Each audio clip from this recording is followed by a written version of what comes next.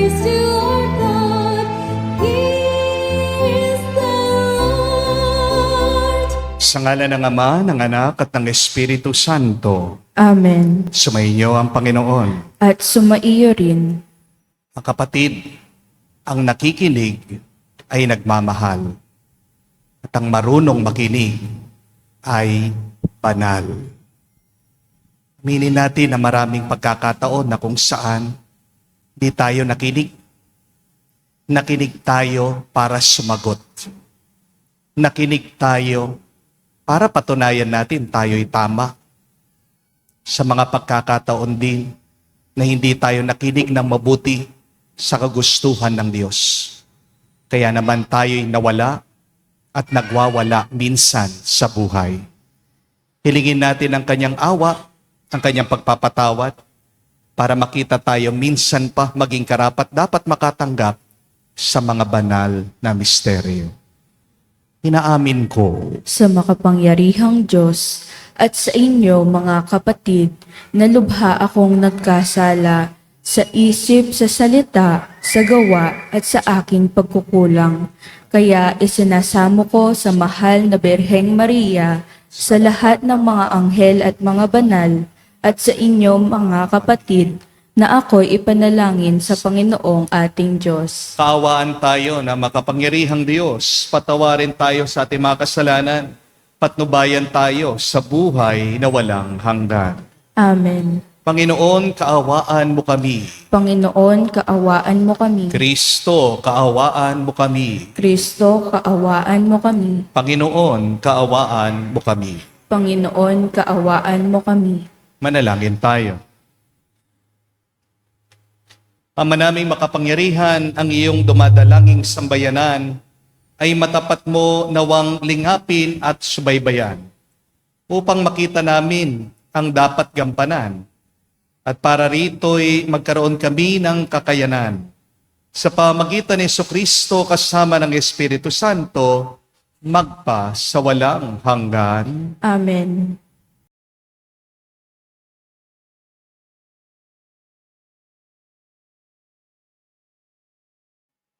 Pagbasa mula sa unang aklat ni Samuel. Noong mga araw na iyon, si Samuel ay patuloy na naglilingkod sa Panginoon. Nang panahong yaon, bihira nang marinig ang tinig ng Panginoon at bihira na rin ang mga pangitain. Malabo na noon ang mata ni Eli. Minsan, namamahinga siya sa kanyang higaan. Si Samuel namay natutulog sa templo sa may kaban ng tipan. Nang magmamadaling araw na, siya'y tinawag ng Panginoon. Samuel, Samuel. Po, sagot niya. Patakbo siyang lumapit kay Eli at sinabi, Bakit po? Sinabi ni Eli, Hindi kita tinatawag. Mahiga ka na uli. Nagbalik nga siya sa kanyang higaan. Tinawag siya uli ng Panginoon. Bumangon siya.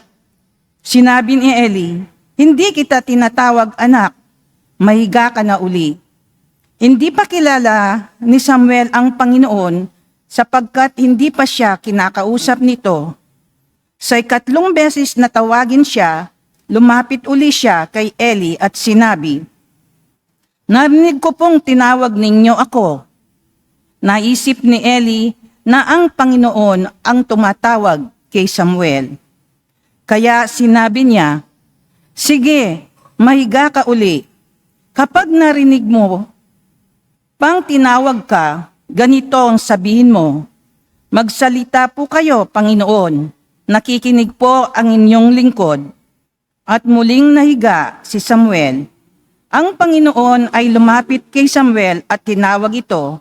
Sumagot si Samuel, Magsalita po kayo, nakikinig ang inyong lingkod.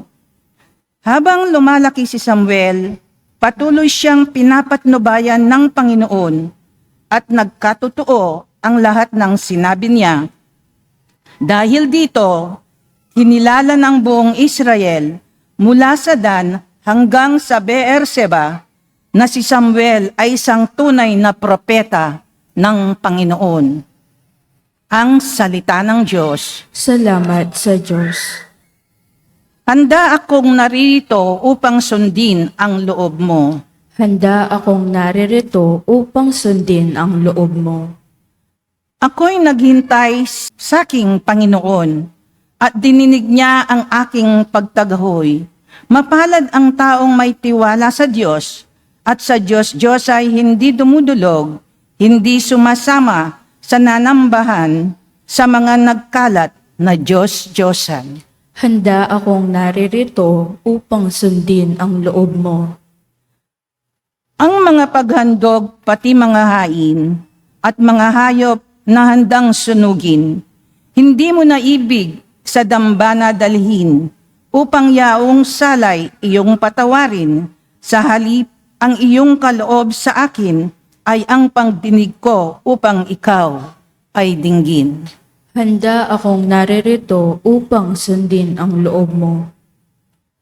Kaya ang tugon ko, ako'y naririto, nasa kautusan ang mga turo mo, ang nais kong sundi iyong kalooban, aking itatago sa puso ang aral. Handa akong naririto upang sundin ang loob mo. Ang pagliligtas mo'y aking inihayag, saan man magtipon ang iyong mga anak. Di ako titigil ng pagpapahayag. Handa akong naririto upang sundin ang loob mo.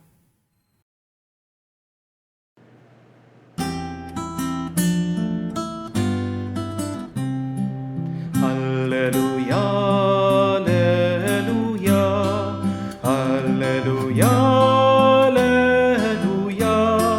alleluia, alleluia,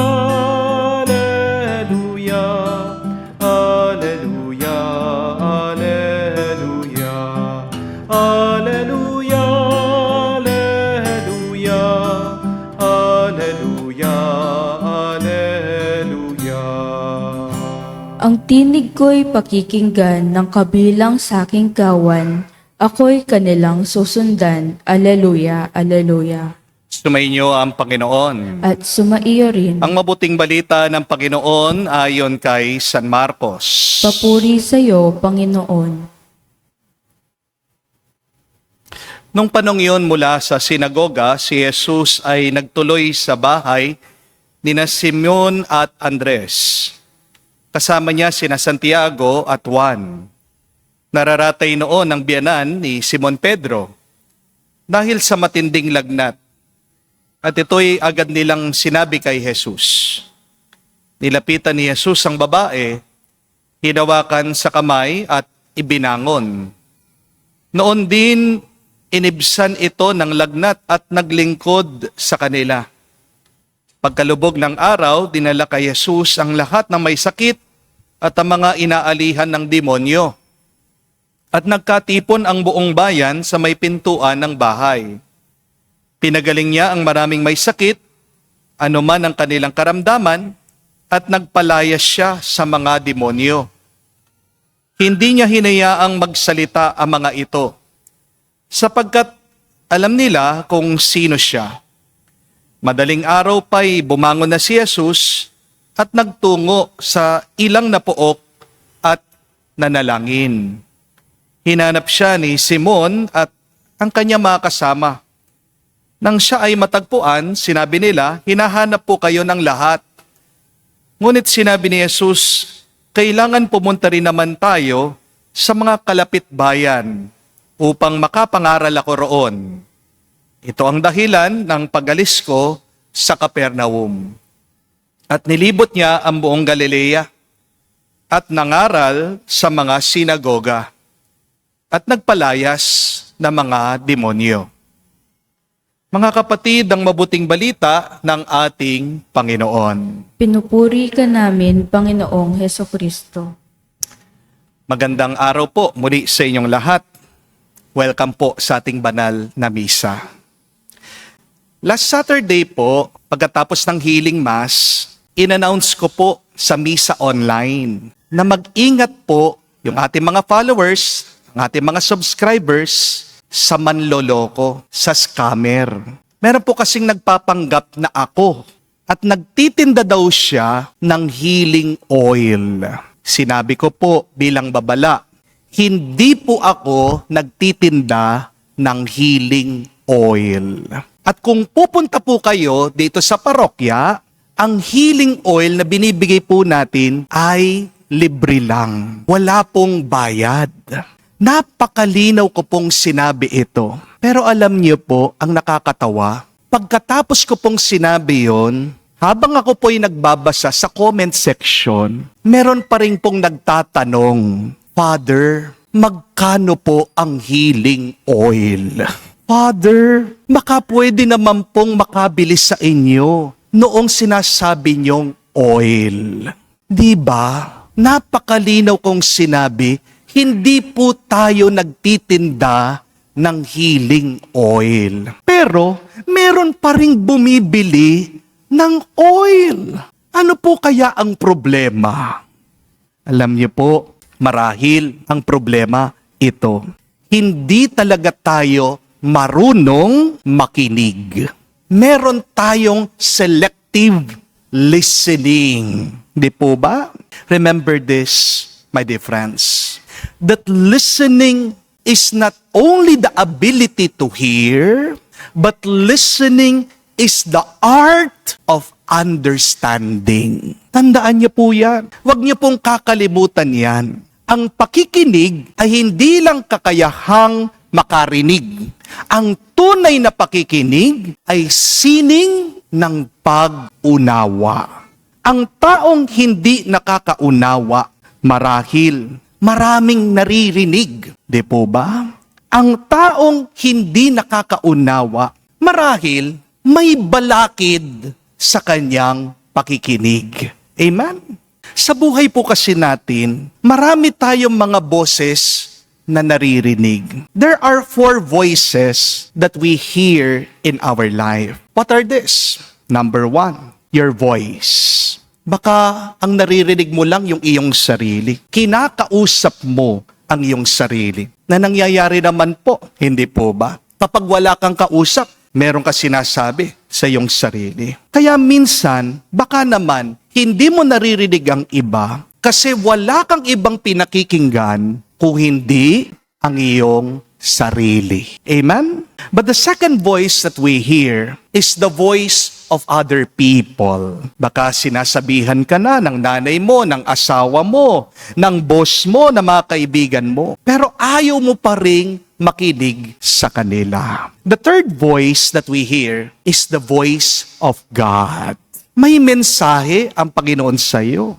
Pinapakita na niya ang kagustuhan niya sa iyo. Gumagamit na nga siya ng tao, ng mga tanda. Pero dahil minsan, distracted tayo. Kung saan-saan tayo nakatingin, nakikinig, meron na sa balita, meron na sa mga advertisement, meron na sa gadget, meron din sa tukso. Kaya nga, hindi natin talaga naririnig at nauunawaan ang gusto ng Diyos para sa atin. At ang pang-apat na boses ay ang boses ng kalaban. The fourth voice is the voice of the evil one. Nagpapanggap yang mabuti, pero tinutokso ka, nilalayo ka palagi sa Diyos. Sinisira ang iyong loob. Ngayon ang tanong, paano natin malalaman na ang boses na ating naririnig ay galing talaga sa Diyos at hindi po sa masama? Simple lang. Kapag galing yan sa Diyos, sigurado ang tinig. It gives you confidence. Kapag nagbibigay yan sa iyo ng kapayapaan, ng lakas ng loob, kapag nagbibigay sa iyo ang boses na yan ng direksyon, sigurado galing yan sa Diyos. Amen?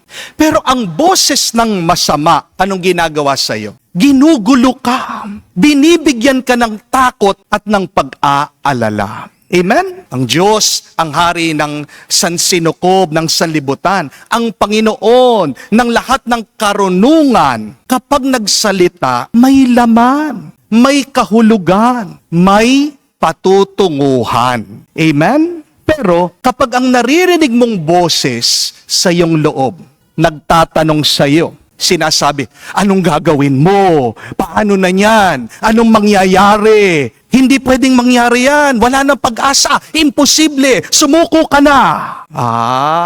Mag-ingat po kayo. Magdasal kayo. Dahil ang boses na yan ay hindi galing sa Diyos. Ang boses na yan ay galing na sa masama. Mga kapatid, sa mundo po natin ngayon, napakaingay. Hindi po ba? Kaya kailangan nating makinig ng mabuti sa mabuti. Kailangan nating makinig ng mabuti sa Diyos. Listening is more important than speaking. Pansinin niyo po ito. Kapag nawala na ang abilidad mo na makinig, makikita mo, mararanasan mo, paunti-unti, mawawala na din ang abilidad mong magsalita. Di po ba? Ang mga pipi, siguradong bingi ang mga yan. Wala pong pipi ang hindi bingi. Di po ba? Kaya, hindi makapagsalita ang pipi kasi hindi siya natuto sa pakikinig. Di po ba? Ang pagsasalita ay natututunan natin sa pamagitan ng pakikinig. Kaya, kapag magaling kang makinig, siguradong magaling ka ding magsalita. Great speakers are great listeners. Remember that. Poor speakers are poor listeners. Kaya nakakapagtaka, bakit po ang daming pangit magsalita ngayon? Ano kaya ang problema? Puro mura, puro panlalait, puro panghuhusga. Kasi po marahil, marami sa atin hindi marunong makinig. Huwag po nating babaliwalain ang pakikinig. One of the most important skills in life is listening. Great leaders are listeners. Loving people are listeners. And holy people are also great listeners.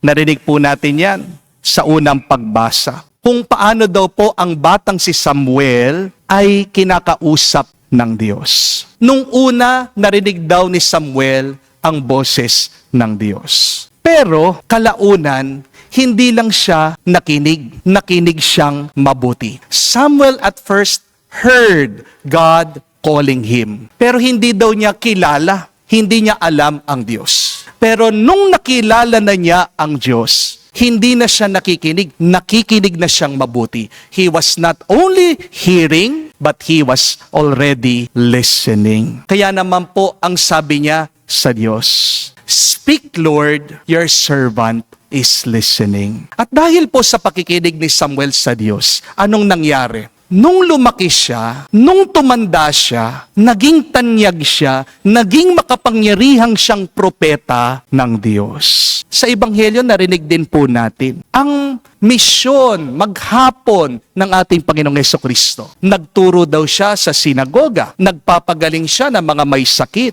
nagpapalabas siya ng mga taong inaalihan na masamang espiritu. Pero, pansinin niyo po ito.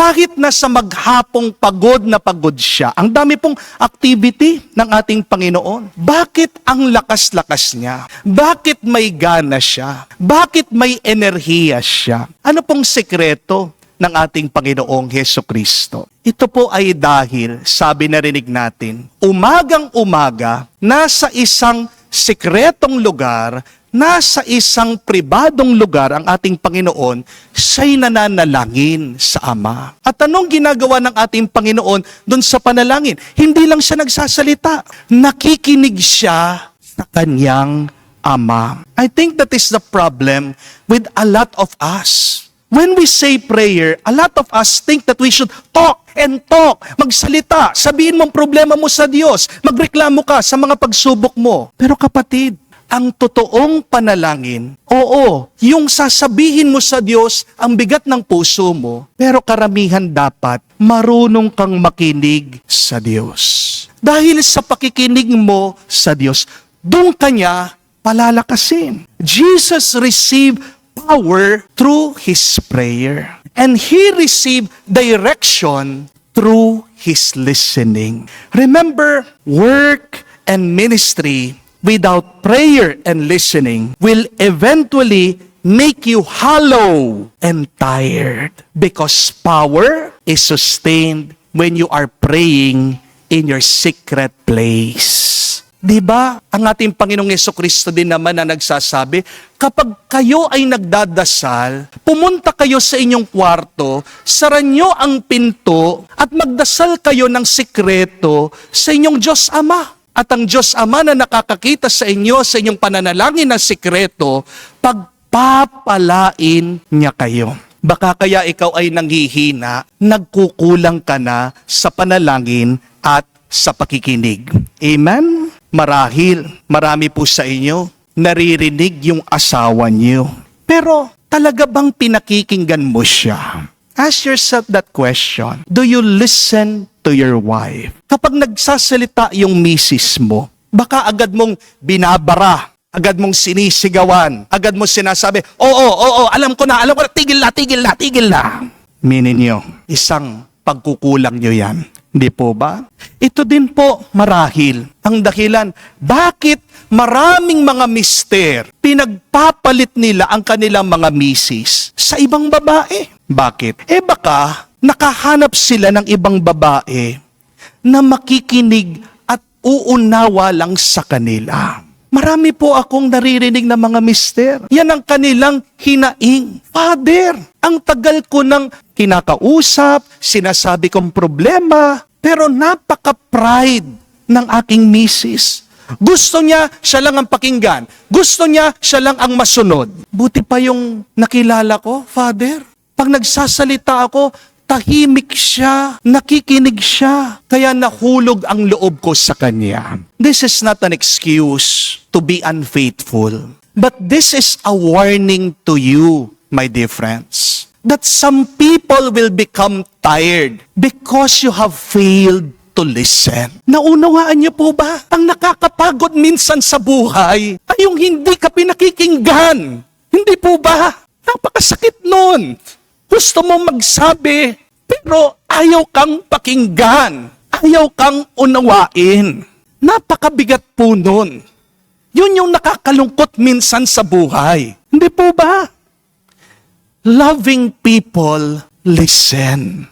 Good people, listen. And when you listen, you become holy. Kapag nakikinig ka, yung pinakikinggan mo, nagiging kamukha mo. You become who you listen. Kapag yung pinakikinggan mo, palamura, magiging palamura ka din. Di po ba? Kung yung pinakikinggan mo, sinungaling, nagiging sinungaling ka din. Pero kung yung pinakikinggan mo, matapat, totoo, magiging matapat at totoo ka din. Kaya nga po, balikan niyo ang ating unang pagbasa. Si Samuel po, narinig niya, pinakinggan niya ang boses ng Diyos. Ano ang nangyari? Kahit siya naging boses at tinig ng Diyos sa bayan ng Israel. Kaya kung gusto mong maging tama ang iyong desisyon, maging malinaw ang iyong direksyon, maging makabuluhan ang iyong buhay, marunong kang tumahimik, umarap sa Diyos at makinig sa Panginoon. Amen? Mga kapatid, hindi po sumisigaw ang Diyos. Bumubulong siya. At ang bulong ng Diyos ay naririnig lang sa isang puso na kahandang makinig. Kaya sana, bago po matapos ang araw na ito, sabihin natin sa Diyos, hindi lang sa ating bibig, kundi mula sa ating puso. Speak, Lord, your servant is listening. Mangusap ka, Panginoon, nakikinig ako. At naway sa pagtanggap mo sa salita ng Diyos, yan ang magpalakas sa iyo. Yan ang magbigay sa iyo ng direksyon. Hindi lang ngayon, o hindi hanggang sa magpa sa walang hanggan. Amen. Tumayo po tayo.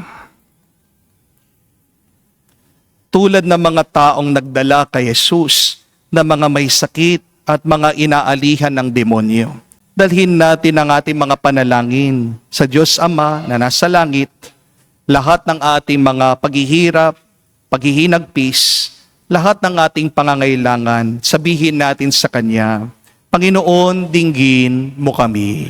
Panginoon, dinggin mo kami. Ang simbahan, naway laging manalig sa Panginoon sa harap ng mga pagsubok at paghihirap.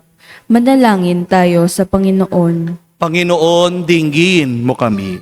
Ang mga naghihikahos sa daigdig, lalo na ang mga walang katarungang pinagkaitan ng pagkain, damit o kalayaan, naway mabigyan natin ng pag-asa at kalakasan ng kalooban. Manalangin tayo sa Panginoon. Panginoon, dinggin mo kami.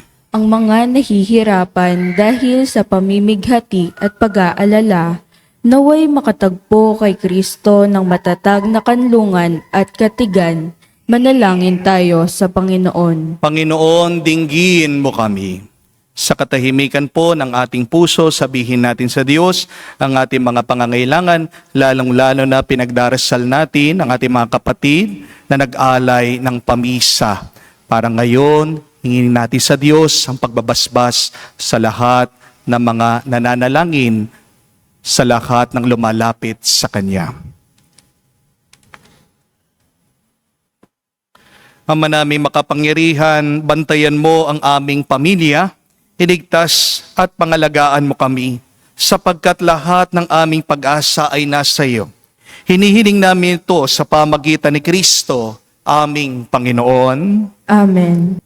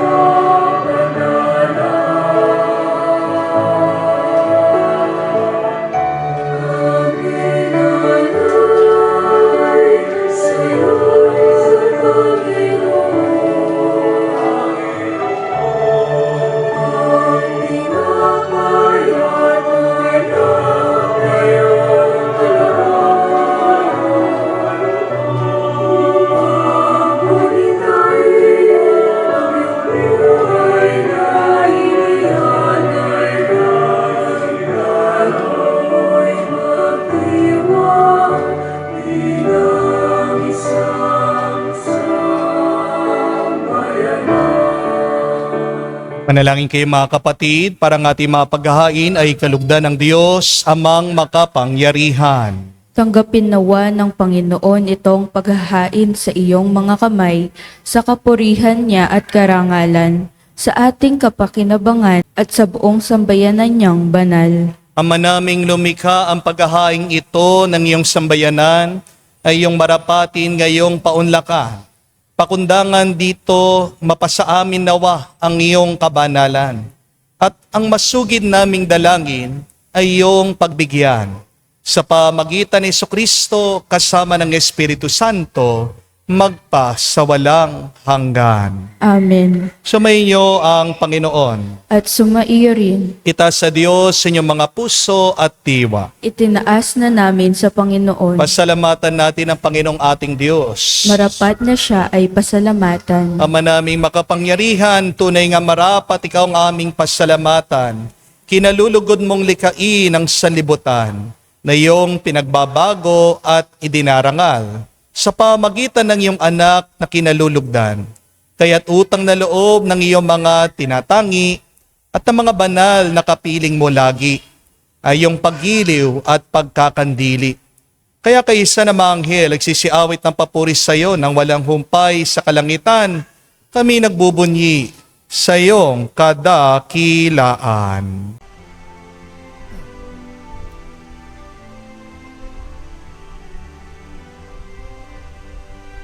Santo, Santo, Santo, Panginoong Diyos ng mga hukbo, napupuno ang langit at lupa ng kadakilaan mo.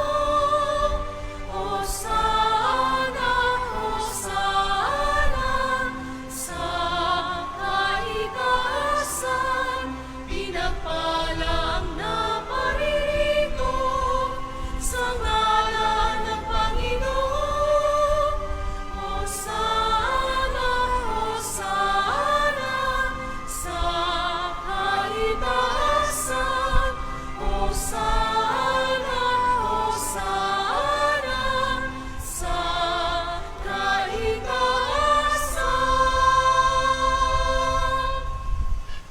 Ama naming banal, ikaw ang bukalan tanang kabanalan, kaya't sa pamagitan ng iyong Espiritu, gawin mong banal ang mga kaloob na ito, upang para sa amin, maging katawan at dugo ng aming Panginoong Heso Kristo.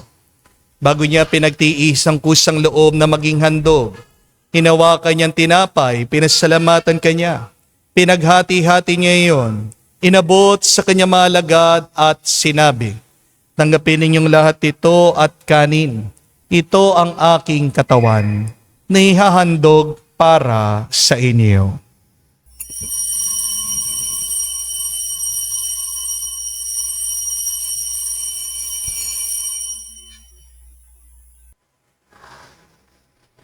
Gayon din naman, nung matapos ang hapunan, hinawakan niyang kalis, muli kanyang pinasalamatan, nabot niyang kalis sa kanyang mga alagad at sinabi, "Tanggapin ninyong lahat ito at inumin. Ito ang kalis ng aking dugo, ng bago at walang hanggang tipan. Ang aking dugo na ibubuhos para sa inyo at para sa lahat, sa ipagpapatawad ng mga kasalanan. Gawin ninyo ito sa pag-alaala sa akin."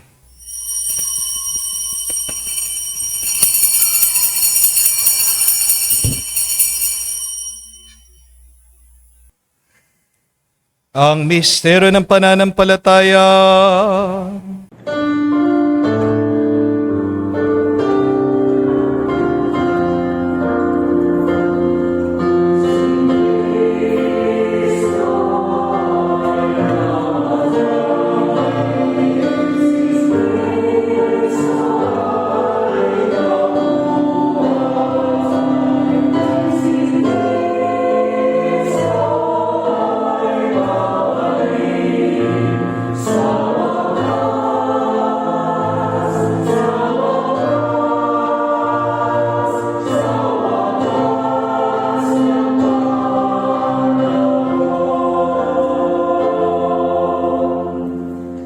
Ama, ginagawa namin ngayon ang pag-alaala sa pagkamatay at muling pagkabuhay ng iyong anak.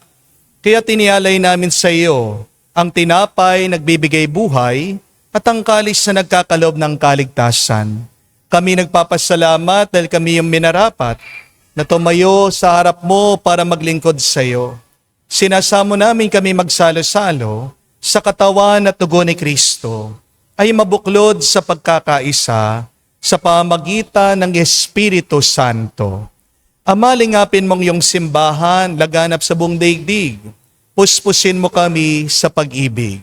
Kaisa ni Leon ang aming Santo Papa, si Florentino aming Arsobispo, at ng Tanang Kaparian. Alalahanin mo rin ang aming mga kapatid na nahimlay, may pag-asang sila'y muling mabubuhay. Gayon din naman lahat ng mga pumanaw. Kawan mo't sila't patuloyin sa iyong kaliwanagan. Kawan mo't pagindapatin kaming lahat, makasalo sa iyong buhay na walang wakas. Kaisa na mahal na Birhen Maria, Ina ng Diyos. Kaisa ni San Jose ang kanyang malwalhating esposo. Kaisa ng mga apostol, lahat ng mga banal, na namuhay dito sa daigdig, nakalugod-lugod sa iyo. May pagdiwang nawa namin ang pagpupuri sa ikararangal mo sa pamagitan ng iyong anak, aming Panginoong Hesukristo. Sa pamamagitan ni Kristo, kasama niya at sa Kanya, ang lahat ng parangal at papuri ay sa iyo, Diyos Ama, makapangyarihan, kasama ng Espiritu Santo, magpasawalang hanggan. Amen. Amen. Amen. Amen. Amen.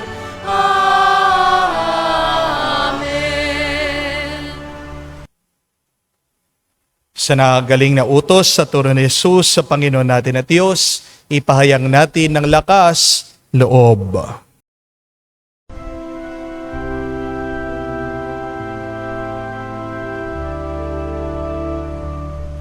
Ama namin, sumasalangit ka, sambahin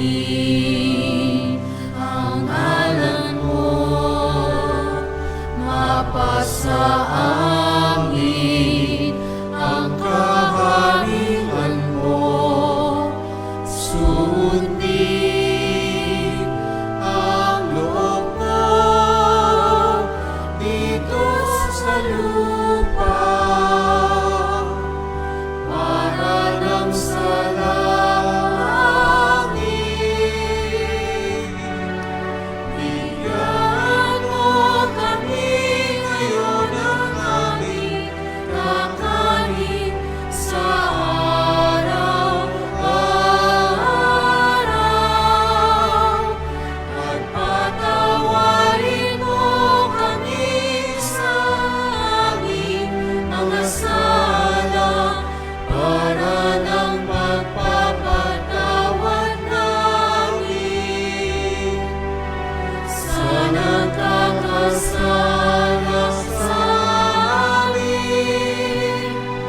At huwag mo kami ipahintulot sa tukso, at iadya mo kami sa lahat ng masama. Hiniling namin kami adya sa lahat ng masama, pagkalooban ng kapayapaan araw-araw, ligtas sa kasalanan, ilayo sa lahat ng kapahamakan, samantalang aming pinanabikan ang dakilang araw ng pagpapahayag ng tagapagligtas naming si Hesukristo. Sapagkat iyo ang kaharian at ang kapangyarihan at ang kapurihan magpakailanman. Amen. Panginoong Hesukristo, sinabi mo sa mga apostol, kapayapaan ang iniiwan ko sa inyo. Ang aking kapayapaan binibigay ko sa inyo. Tungayan mo ang aming pananampalataya at huwag ang aming pagkakasala. Pagkalooban mo kami ng kapayapaan at pagkakaisa ayon sa iyong kalooban. Kasama ng Espiritu Santo, magpa sa walang hanggan. Amen. Kapayapaan ng Panginoon ay laging sumainyo. At sumaiyo rin. Magbigayan po tayo ng kapayapaan sa bawat isa. Peace with you po. Kapayapaan po sa inyong lahat.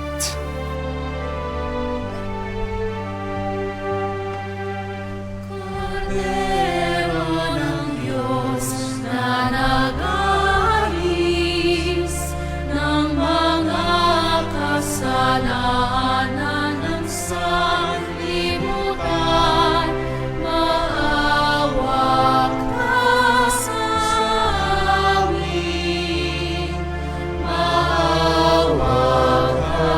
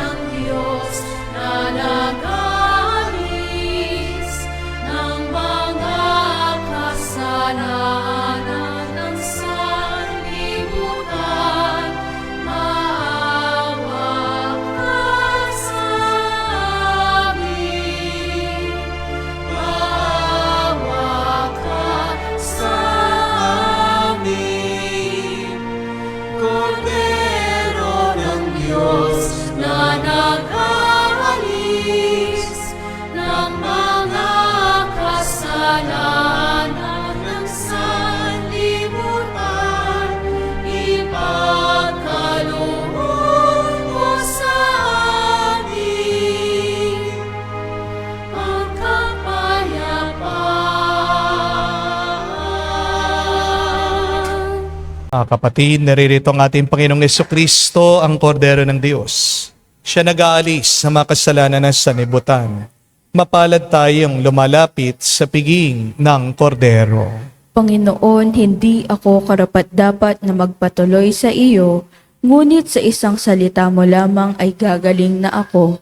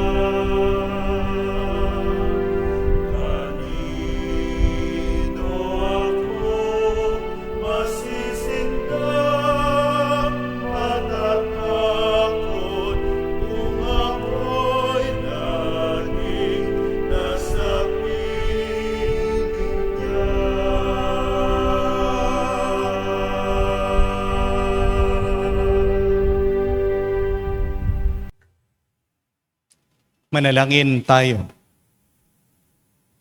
Ama naming mapagmahal, hinihiling namin kami pagbigyan, pakundangan sa iyong dulot na pakikinabang. Pagkaloob mong ikaw ay aming paglingkuran sa pamumuhay namin sa paraang iyong kinalulugdan, sa pamagitan ni Jesucristo kasama ng Espiritu Santo, magpa sa walang hanggan. Amen. Mga kapatid, ang marunong makinig, marunong magsalita. Ang marunong makinig ay marunong ding magmahal. Ang taong nakikinig sa Diyos, hindi lang pinapalakas, mas pinagpapala pa niya. Sinong kailangan mong pakinggan ngayon? Madalas wala tayong ibang pinakikinggan kung hindi ang ating sarili. Pero bigyan naman natin ng pansin ang Diyos na palagi tayong kinakausap. Ang pagdarasal ay hindi lang palaging pagsasabi ng problema ng ating pangangailangan sa Diyos. But true prayer is also when you try to listen closely to God. Makinig ka sa Diyos, magiging kamukha mo ang Diyos. Makinig ka sa Panginoon, palalakasin ka ng Panginoon. Makinig ka sa may kapal, kakapal din ang grasya sa iyong buhay. Sumainyo ang Panginoon. At sumaiyo rin. At kayo'y basbasan ng Diyos makapangyarihan sa lahat, sa ngalan ng Ama, ng Anak, ng Espiritu Santo. Amen. Ang ating misa ay natapos na. Umayo kayo sa kapayapaan ni Kristo. Salamat sa Diyos.